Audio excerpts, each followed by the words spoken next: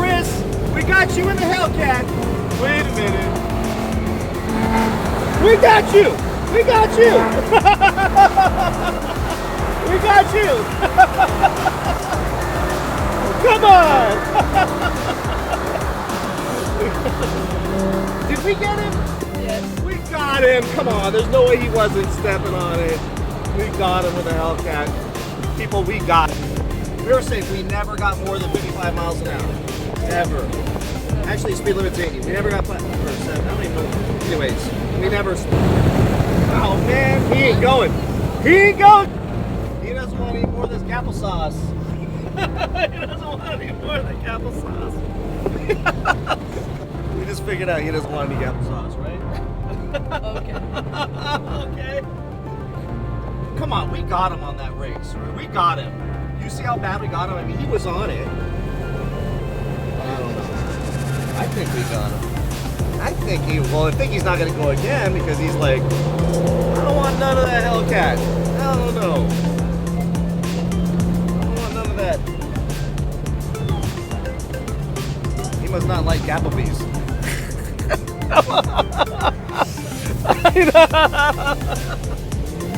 Oh God, I embarrassed my child. I embarrassed the heck out of my child.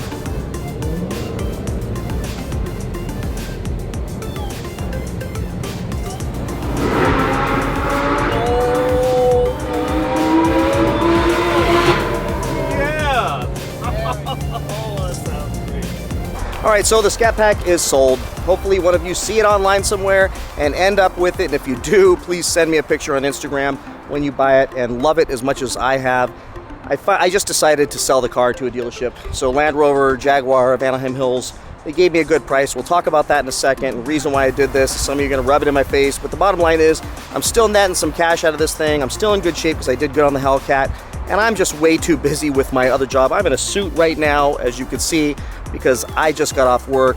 I don't have time. I have a full schedule this week to just deal with meeting people out on the streets and trying to sell a car myself and dealing with the scammers. So now I'm gonna end this portion, snap my fingers, and then we're going to be on another day and I'm gonna tell you all about the scammers and the crazy scam that's going on out there right now that I ran into. Probably 20% of the people hitting me up were trying to pull this scam on me. I found out it was a scam because common sense started to kick in, and then I started to talk to people, and I found a couple people out there, one in particular, who got hooked by this scam and ended up in some deep trouble with his bank and without his car, and cops won't do anything. I mean, it's a mess. So stay tuned. I'm gonna snap my fingers. We'll be right back in a second, and I will tell you all about the scam and how to avoid it. And one way to avoid it is to just sell the car to somebody and move on, take a couple $1,000 hit, and just live your life and be happy, which is what I'm doing. So say goodbye. Last time you're gonna see her with my name on it, but something I did not tell them is I left OC Motivator here, so maybe wherever she ends up, she will find her way back to me in my DMs when one of you end up with her. So stay tuned. Sold. How much? The other charger? Don't tell me 50. Oh God. You lost like $3,000. Not really. Yeah. I got back $1,650 from those guys. Nicole I paid $52. knows how to sell a car. She could have sold it for you. I paid $52. Why make another payment? That's $800. So if I waited for $2,000 more, I gotta work. I got other things to do. My time is money. Time is money. Time is money. Time is money. Time is money. But you had the opportunity to make money on that car. Like actually. I came out good. Okay. I came out good. Are you okay with it? I got the Hellcat for a steal, so I'm good. I just can't wait because the gas prices went up, and that thing's 46. I got a bunch of offers for 46. The market fell out. Oh. Yeah. Okay. You know, I'm gonna net $3,000. I come pay you $54 for it cash. A bunch of guys would have, but you know how many Nicole said it's scumbags? so easy to sell a car. She knows how to do it. She's like, we've done it all the time. She was sold it. I believe that's easy. The hard part is sifting through all the scammers and scumbags. I had one gal calling me names yesterday, and I heard you on the phone. Oh, who was that one? The one that Which one? called you names, or you were telling someone about it. Oh, yeah. Yeah, trying to scam me out of the car. Like I'm stupid. Several days later. All right, we are back. It's been a couple days. Sold the bought a new daily driver. Be sure to watch that video if you haven't. And today I'm going to share with you the scam that's going around Facebook Marketplace, and it is a good one. And it's easy to get gotten by this scam if you don't know about it. But we're going to go to Cars and Coffee today. I'm going to do the video there. If I see anything spectacular, I'm going to show it to you. Let's get on the road. And look who's coming with us today. And she asked me to come. When you got a teenager wanting to hang out with dad, that's a good thing. Say hi. Who wanted to go to Cars and Coffee today? Yay! All right, let's go. The Supra is coming out with a stick shift that they have not. I don't believe they've had.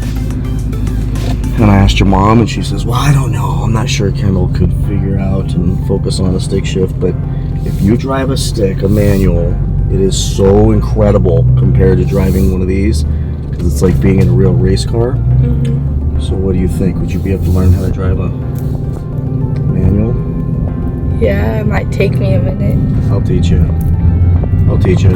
It's a lot of fun. We'll have Papa P, Grandpa come and teach you like he taught me. Get your foot off the clutch, you idiot. Get your foot off the clutch. Stop riding the clutch. You're killing the clutch. Shift the gears. Shift the gears, you stupid idiot. Shift now. That was Papa P.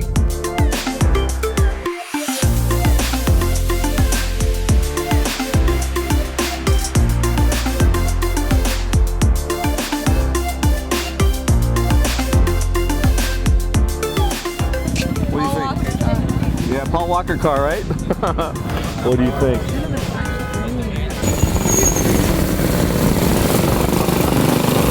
That's awesome.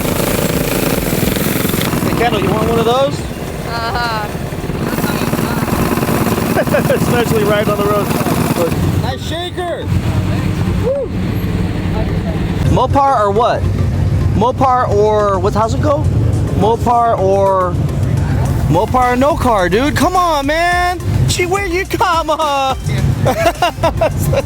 right, so let's first talk about what I sold the Scat Pack for, because I know you're all dying to know. And some of you are dying to gloat. So I sold it on kbb.com. I just put it in there, put the VIN number in, and it came back with an offer from two dealerships for $50,121. How they come up with that number, I don't know, but they did. I went down there to negotiate up to like 52 and got nowhere because they weren't negotiating. They weren't going to come up $1, and they let me walk. And when I walked, I got in the car and I thought, you know what, honestly, after all I've been through with all the clowns on Facebook Marketplace and online trying to buy the car but not really able to buy the car, but just taking up so much time, we'll talk about that in a second, I got back in my car and I thought I'm going to go to the other dealership that was on the KBB offer and see what they're going to offer. I'm going to call them first. Called them, and they said the guy's name who's on that offer, he no longer works here. We have another guy, so we'll go ahead and transfer me to him. So they did, and they transferred me to the old guy who's no longer with the company. And I thought, this is just getting dumber and dumber and dumber. I'm fighting like heck to get an extra $2,000. The payment on this thing and the Scat Pack was like $800 a month. It's coming up in another week and a half. So if I end up having to make that because I jerk around, then I'm really about $1,200 away from what I want to get. I've got $3,000 in equity in the car. I owed $47 on it. So I might as well just take the money and run. So I did. I walked back in with my hat in hand and said, just cut me a check and let's go. So they did at Land Rover, Jaguar, Anaheim Hills, and it was over and it's gone. So that's how that went. And yes, some of you said, you're gonna get 50, would you take 50? Here's what I wanted. I wanted to walk in, have the deal done, and know that the car is getting paid off and not have to wait around for somebody to get the money, put the money together. So it worked out. So that's what happened with the Scat Pack. So go ahead and have fun in the comment section, but just know I did good. As I mentioned to my wife, I got back my $1,650 for shipping, and I got back the $1,650 for shipping and signing. So I'm ahead, because that's almost $2,000, and not having to deal with the nightmare anymore was worth it. So that's how that went. But now let's talk about the scam. The the scam that's all over Facebook Marketplace that I don't even know if it's out there yet and people are talking about it. But here's what it basically is. Yes, you've got the people that just say, hey, is your car available? And then you write back, yes, it is, and then you never hear from them again. It's not a scam. That's just straight up idiocy. And I don't know why that is. There's memes all over the internet about that, and I did have to deal with that so many times. Is this available? Yeah.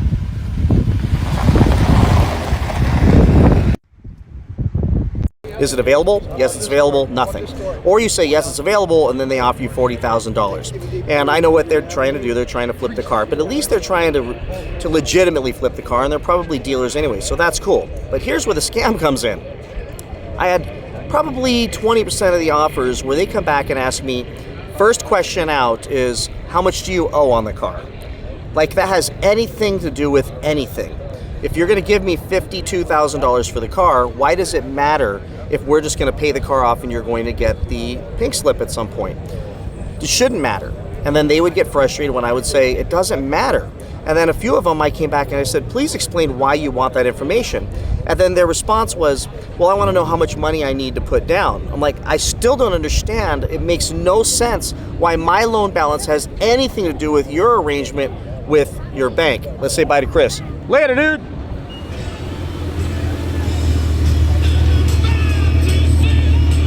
I was just coming to rev and make noise behind your video. Yeah, you don't know. You get thrown out. Subscribe to this man's channel, everybody. This guy's crazy.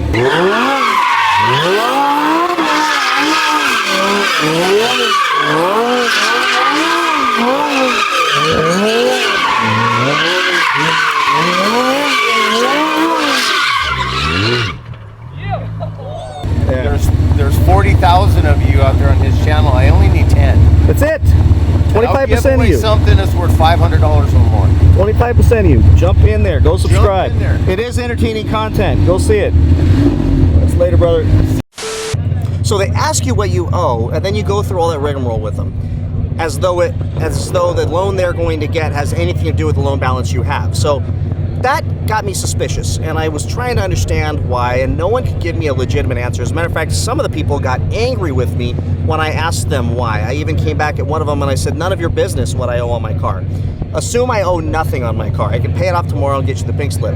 Assume that. And the person came back and said, wow, you're an a-hole, you're an idiot, started calling me names, and got mad. And then I accused him of being a scammer, and it turned to this whole thing. I can just tell you that I figured it out. I believe this is what's happening, because I go back to the CNC Motors debacle, and if you just go on YouTube and put in CNC Motors, you'll see what happened with that dealership, where they were floating titles and floating loan balances to sell cars, almost like a pyramid scheme, if you will. Someone would consign their car, they would sell the car, collect the money, and then not give the pink slip over and not pay off the loan. So the loan would keep going, and then the original owner would keep paying on that loan, start calling the dealership, wondering why the loan wasn't paid off, and then they would be basically kiting that money for a couple of months, saying, oh, we meant to send the check, we're going to send the check, we did send the check. All these things kept happening. So now I figured out that there are scammers out there, and let's just call them either scammers or flippers. And flipping is illegal unless you have a dealer's license usually, but what they're doing is they're saying, what do you owe? And if I would have came back and said, let's say I'm asking 53 grand for the car, I owe 53, I just want to get what I owe on it. They would come back and say, well, look, I'll go ahead and pay off your car. I really, really want your car. And some of the comments were, I really want your car. It's my dream car. I really want that car. So you go, okay, cool. And you meet them in a parking lot somewhere, or a Denny's or something, and you do the paperwork, which is just a couple of pieces of paper to go ahead and sell the car to them. And then they say, great, give me all your loan information, the payoff information. I'll just send the check directly to, let's say, Chase Bank. And then that person's like, awesome, that's great. Now this buyer gets to leave with the car and says they're going to pay it off, and then they put it up for sale, or they try to flip it somewhere. And if they can find somebody who's willing to buy it and give them the money, they will take the spread between the two places. Now, no harm is done, luckily, if everything goes perfectly. If everything goes perfectly, then they pay off the car, they get the pink slip, and they sell the car. All good. The problem happens when they can't sell the car. And now they're 2-3 weeks. This is happening with a guy I know, so that's why it kind of confirmed all this for me, is that the buyer said, hey, look, I'll buy your car, and I'll give you X number to cover the difference between your loan balance and this. It was like a couple $1,000. and then went out, put that car up for sale for $10,000, $15,000 more. I think it was like $10,000, $12,000 more, and then let's see if we can find a buyer. Well, 3-4 weeks goes by, and the next payment's due, and he keeps checking his loan account, and it's not paid off. And he starts calling the guy saying, "Hey man, my loan's not paid off. You said you were going to pay it off." And he says, "Oh, I'm working on it. I'm going to get the check over there. I'm sorry." It starts giving all the litany of excuses. Another week goes by. "Did you send the check?" "Yeah, I sent the check. I don't know why they didn't get it. Can you confirm the address?" "Oh, I sent it to the wrong address." And this goes on while now the original owner's making the payments. This guy's out trying to sell the car, has no holding costs of the car, and is basically trying to flip it. But if they never get to paying off that car, this buyer over here is making a payment on a car they don't have anymore, and the paperwork's been transferred. So I talked to a buddy of mine who's a cop, I said, "So what do you do in that situation? Can you go and arrest these people? Consider it a stolen car?"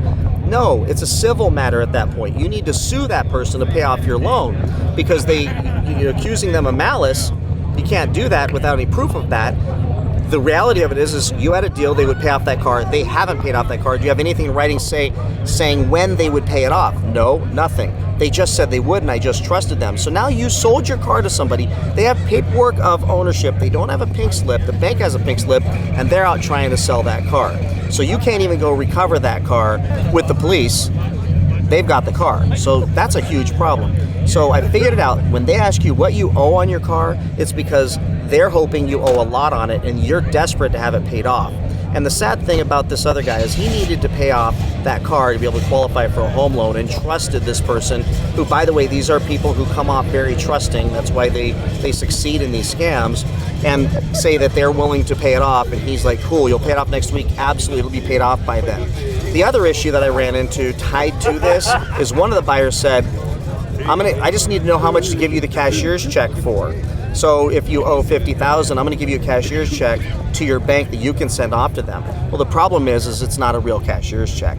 And that is the vibe I got from this buyer, is they're going to give me a cashier's check to Chase, and I'm going to send that cashier's check. That cashier's check's not going to be real, but they've got my car, and now my car is headed to Lagos, Nigeria.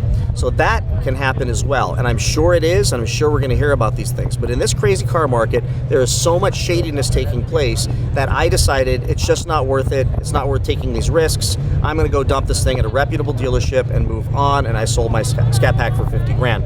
Long way to get there, but be careful about the scams out there. Don't fall for this stuff.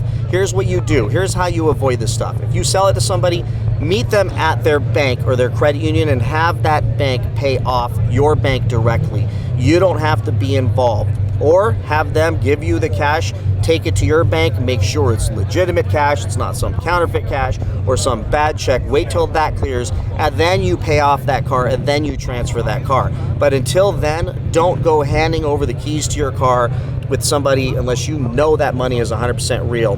Be very careful out there, because they are all over the place, folks. So with that, everybody, hope you enjoyed today's video. Please like, subscribe, comment, stay motivated, be respectful in the comments, and I will see you in the next one. Take care. Bye-bye. I told my buddy, he says, "Why did you buy a Tesla?" And I said, "Because when I was growing up, I used to do little toy cars and go, vroom, vroom. Like that. I didn't go, that's Tesla. What are the kids nowadays going to do with electric cars?" I know. Oh, this vroom vroom, man. I mean, we make the sounds like that right there.